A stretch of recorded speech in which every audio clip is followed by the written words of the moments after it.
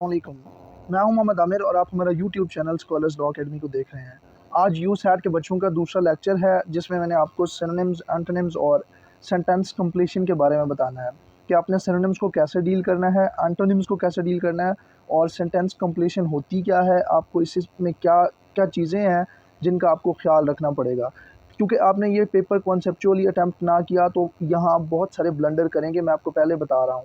इसलिए वीडियो को एंड तक देखिए और एंड तक देखने के बाद भी मेन चीज़ ये है कि उसके कॉन्सेप्ट समझिए। अगर आपको कॉन्सेप्ट समझ नहीं आते तो फिर आपको कुछ भी समझ नहीं आया, और जो कॉन्सेप्ट नहीं समझ आ रहा वो आप मेरे इस व्हाट्सएप नंबर पे मेरे से पूछ सकते हैं, इसीलिए आपको ये गिवन है। चलें जी, अब आप देखें सिनोनिम्स होते क्या हैं और हम उनको आइडेंटिफाई कैसे कर सकते हैं। अब सिनोनिम्स होते हैं ऐसे वर्ड्स जिनकी मीनिंग सिमिलर हों। अब हमने क्या करना है, इसमें हमने वर्ड्स को केयरफुली रीड करना है पहले।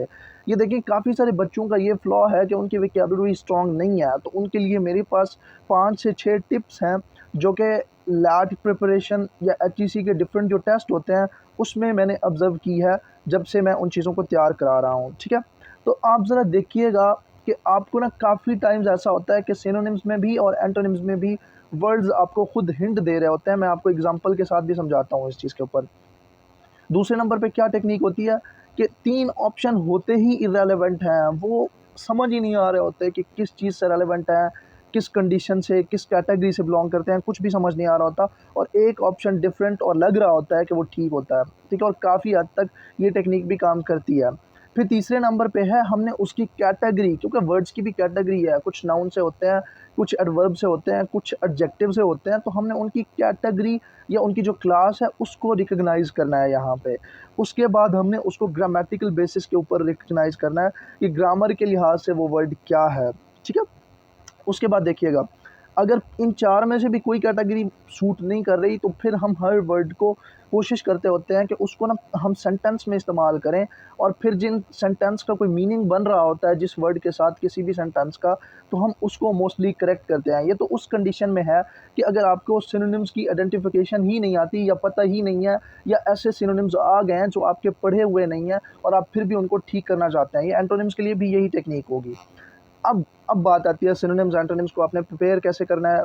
मेरे 3 साल एक्सपीरियंस या उससे पहले भी अगर देखा जाए तो मैं तो सारे बच्चों को डॉन वोकैबुलरी रिकमेंड करता हूँ कि ये डॉन न्यूज़पेपर अगर आप डेली बेसिस पे पढ़ेंगे तो आप यकीन करें आपकी वोकैबुलरी बहुत बूस्ट अप होगी, क्योंकि डेली आपको यहाँ पे न्यू वर्ड्स सीखने को मिलते हैं। लेकिन अगर काफ़ी सारे लोग जिनकी रीडिंग की हैबिट नहीं है वो नहीं पढ़ते, तो फिर उनके लिए है कि सीएसएस टाइम्स की वोकैबुलरी भी डेली बेसिस पे उनकी वेबसाइट पे अपलोड होती है, वो भी ज़रा देखें।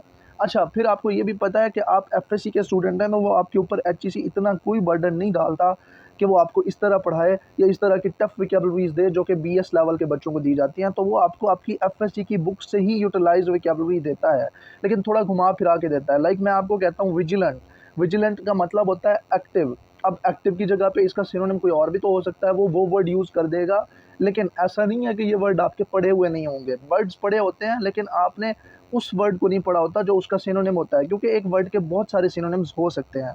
फिर हमने क्या करना है कि अगर ये भी नहीं कर सकते तो फिर डिफरेंट वेबसाइट्स पे जाएँ, ए टू ज़ी वोकैबुलरी निकालें, उसके मीनिंग्स चेक करें, जो वर्ड आपको आते हैं वो आपने सिर्फ़ जो है ना गो थ्रू करते जाने हैं, जो वर्ड्स आपको नहीं आते उनके अपने पास स्क्रीनशॉट्स बना लें, पेपर से 1-2 दिन पहले उनको दोबारा से अपने माइंड में रिसाइकिल या रिकॉल कर लीजिएगा ताकि आपको आसानी हो। इससे बेहतर टेक्नीक्स आपको कोई गाइड नहीं करेगा, ना ही इससे बेहतर टेक्नीक्स अवेलेबल हैं, ठीक है? मेरे से जितना हो सका मैंने आपको दिया है। अब आगे चलते हैं, मैं सारी आपको इसकी एग्ज़ाम्पल्स भी दिखाता हूँ।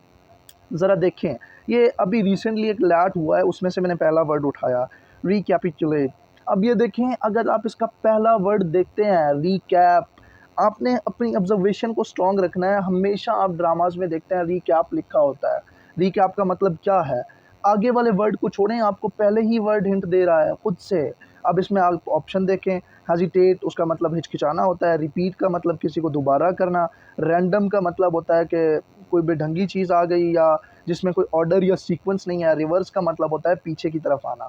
तो कोई ऑप्शन बाकी नहीं हो सकता, रिपीट हो सकता है, रिकैप, रिपीट, ठीक है? ये रिकैप आप सुनते हैं तो वो प्रोग्राम रिपीट में चल रहा होता है। अब दूसरा है उसकी क्लास बेसिस के ऊपर उसको आइडेंटिफ़ाई करना है हमने। सॉरी, यहाँ पे मैं आइडेंटिफ़ाई करना भूल गया। अब देखें एरोगेंट है, एरोगेंट का मतलब होता है खड़ूस, ठीक है? अब इसको मैंने आपको कहा, यहाँ पे मैंने 2 टेक्निक्स आपको बतानी है।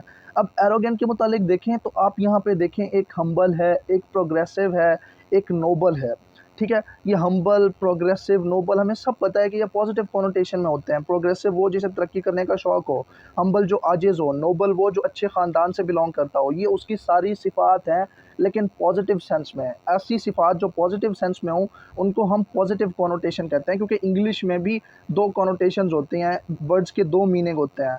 एक पॉजिटिव कॉनोटेशन, एक नेगेटिव कॉनोटेशन। नेगेटिव कॉनोटेशन वो होती है जो आपकी कोई ख़ामी बयान कर रही होती है तो वो एडजेक्टिव है, सिफ़त, लेकिन वो ख़ामी के सेंस में होती है। और पॉजिटिव कॉनोटेशन वो है कि है एडजेक्टिव, लेकिन है भी पॉजिटिव सेंस में। लाइक अब मैं आपको कहता हूँ ब्लैकिश, ब्लैकिश का मतलब होता है काला, जिसका फेस अगली हो। काला होना ये भी उसकी सिफ़त है, फिर उसका वर्ड क्या आ रहा है, अगली। ये दोनों नेगेटिव कॉनोटेशन है। जो वर्ड अगर नेगेटिव कॉनोटेशन में आएगा तो उसका सिनोनिम भी नेगेटिव कॉनोटेशन में होगा। ये पहली टेक्नीक। दूसरी टेक्नीक ये है, यहाँ पे तीनों ऑप्शन देख लें, वो उससे इर्रेलेवेंट है कि एक तरफ एरोगेंट लिखा हुआ है, दूसरी तरफ हमें सारे 3 वर्ड्स का मतलब पता है। तो ये तो नहीं हो सकता ना, हम्बल नहीं हो सकता, प्रोग्रेसिव भी नहीं हो सकता, नोबल, इन तीनों का सिनोनिम ये तो नहीं है ना एरोगेंट। तो एक ही ऑप्शन बचता है, ए ऑप्शन, वो ठीक है हमारे पास। अब हम आगे देखें अलर्ट। अलर्ट में उसने क्या किया, पहला किया जी पैसिव, उसका एंटोनिम डाल दिया, लेकिन यहाँ पे क्या पूछ रहा है, सिनोनिम। दूसरा है प्रेस्ड, तीसरा है नाइसली, चौथा है वॉचफुल। अब देखें यहाँ पे आप इसको ग्रामेटिकल कॉन्टेक्स्ट में देखें। पैसिव होता है नेगेटिव कॉनोटेशन में एडजेक्टिव, ठीक है? ये इसका एंटोनिम भी है, तो ये नहीं हो सकता। पैसिव कहते हैं सुस्त को। प्रेस्ड, ये प्रेस्ड आपके पास यहाँ पे वर्ब है। अलर्ट एडजेक्टिव आया हुआ है, तो उसका ऑप्शन या उसका आंसर भी एडजेक्टिव की फॉर्म में तलाश करें, तो वो हो सकता है वॉचफुल, यानी चौकन्ना रहने वाला। तो एडजेक्टिव और एडजेक्टिव आपस में मिले हैं, ग्रामेटिकल बेसिस पे भी हम इनको रिकॉग्नाइज कर सकते हैं। अब प्रेस्ड है, वो आपके पास वर्ब है, क्योंकि ईडी लगा हुआ है। नाइसली, एल-वाई, ये आपके पास एडवर्ब है, जो कि वर्ब के मीनिंग में कोई चीज़ ऐड करता है। लाइक मैं कहता हूँ ही टॉक्स, वो बोलता है, लेकिन उसके मीनिंग में कुछ एडिशन करता हूँ, ही टॉक्स नाइसली, कि वो अच्छे तरीके से बोलता है, ठीक है? तो ये भी नहीं हो सकता। पैसिव उसका नेगेटिव कॉनोटेशन में मीनिंग है और उसका एंटोनिम है। तो ये आपने देख लिया यहाँ पे कि किस तरह हमने ग्रामेटिकल बेस के ऊपर भी वर्ड को जो है ना अपने वर्ड को सही किया है। तो अगर आप कॉन्सेप्चुअली चीज़ों को करेंगे तो आपके लिए ये मुश्किल नहीं है, ये ईज़ी होंगी। आपने बस प्रैक्टिस करनी है इनकी। अब ज़रा देखिएगा सेंटेंस कंप्लीशन में हमें किन चीज़ों की ज़रूरत पड़ती है। 5 टेक्निक्स होती हैं। ग्रामर रूल, कि आपको ग्रामर के ए टू ज़ी रूल्स पता हों कि क्या चीज़ कहाँ पे इस्तेमाल होती है। हम फर्स्ट फॉर्म ऑफ वर्ब कब इस्तेमाल करते हैं, सेकंड कब इस्तेमाल करते हैं, डिड के साथ क्या आता है, एस कहाँ आता है, यानी कि पूरे वो टेंसेस। फिर आपकी होती है स्ट्रॉन्ग विकेबुलरी। अगर आपकी विकेबुलरी स्ट्रॉन्ग नहीं है तो सेंटेंस कंप्लीशन में आपको बेतहाशा प्रॉब्लम्स आएंगे, ठीक है?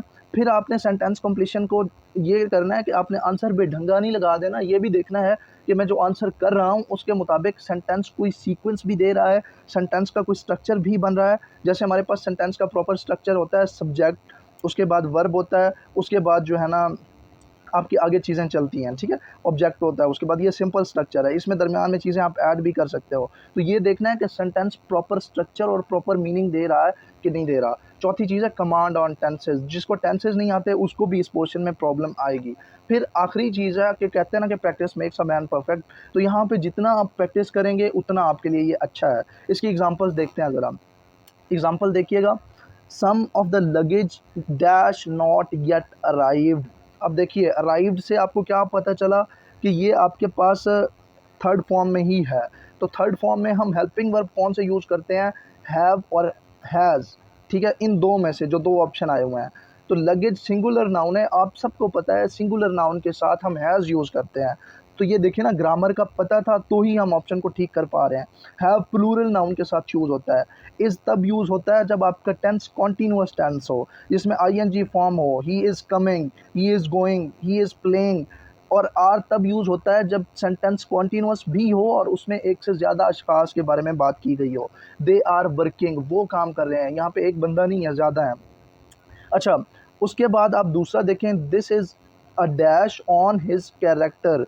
अब ये देखें, अब यहाँ पे आपने ये देखा तो बोल्ट, ब्लर, ये सारे आपको समझ नहीं आ रहे, ठीक है? तो आपने इन चीज़ों को लाजमी जो है ना ध्यान से देखना है और इसमें एरर्स। चलें जी, इसमें ये जो बात आ रही है आपके पास, ये हम दूसरा सेंटेंस डिस्कस कर रहे थे, there is a, this is a. देखें आप आगे देखें, ये आप बोल्ट नहीं लगा सकते। बोल्ट होता है स्पार्क, किसी चीज़ का एनर्जी मिल जाना। ब्लर होता है किसी चीज़ का धुंधला होना, स्पॉट होना, निशान। एक है स्लर, स्लर है जी गंदगी। तो ये ऑप्शन करेक्ट है। यहाँ पे देखें वोकैबुलरी के सेंस में हमने उसको लगाया है, ठीक है। अब आगे देखें, we should dash opportunities as they arise. तो हमें क्या करना चाहिए? अब आगे देखें, यहाँ पे है सीज़ कि हमें उनको कैच अप करना चाहिए। क्रीज़, क्रीज़ तो वो जो बैट्समैन वाली क्रीज़ होती है ना, ये वो वाली बात है। साइज़, साइज़ नहीं आ सकता। स्नीज़, स्नीजिंग वो आपकी बायोलॉजिकल टर्म है, ठीक है, जब नज़ला ज़ुकाम इस तरह की चीज़ें होती हैं, तो ये भी नहीं हो सकता। तो ए ऑप्शन ठीक है।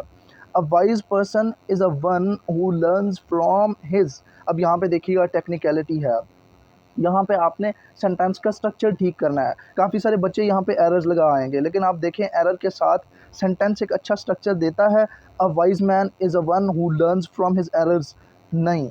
मिस्टेक्स हम कॉमनली यूज़ करते हैं और ये परफेक्ट स्ट्रक्चर दे रहा है, ठीक है। तो हम जो कॉमन यूज़ कर रहे हैं और अच्छा स्ट्रक्चर दे रहा है, मोस्ट एप्रोप्रिएट है, हम उसके साथ जाएँगे। तो यहाँ पे मिस्टेक ठीक है। I wonder whether I dash ever see him again, shall, B, will, C should और डी वुड। यहाँ पे वुड करेक्ट है। वुड करेक्ट क्यों आया? आई शुड हम नहीं लगा सकते यहाँ पे, क्योंकि आप पूरे सेंटेंस को देखें।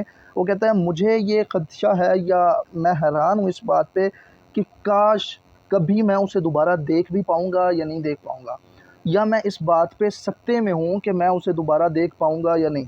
तो यहाँ पे काश के सेंस में वो इज़हार कर रहा है। तो जब काश आता है तो आई के साथ वुड लगाना होता है, ठीक है, क्योंकि पूरा सेंटेंस हमें ये मीनिंग दे रहा है। I wonder whether I dash ever see him again, कि मैं उसे कभी दोबारा देख पाऊँगा या नहीं। मतलब यहाँ पे उसे पता है कि मैं उसे दोबारा नहीं देख पाऊँगा, इसीलिए वो अपने जो है ना गम का इज़हार काश के सेंस में कर रहा है। तो हम यहाँ पे वुड लगाएँगे। तो देखें ना कितनी टेक्निकल चीज़ आ गई है। तो इस तरह की जब टेक्निकल चीज़ें आती हैं तो आपको प्रैक्टिस के साथ ही आएँगी, या फिर आपको ग्रामर के सारे रूल्स पता हों। जिस भी बच्चे को इसके नोट्स चाहिए हों तो वो हमें जो है ना इस दिए गए नंबर पे कॉन्टैक्ट कर सकते हैं। आज की वीडियो के लिए इतना ही। इंशाल्लाह कल हम अपनी नेक्स्ट वीडियो के साथ हाज़िर होंगे। अपना ख्याल रखिएगा। अल्लाह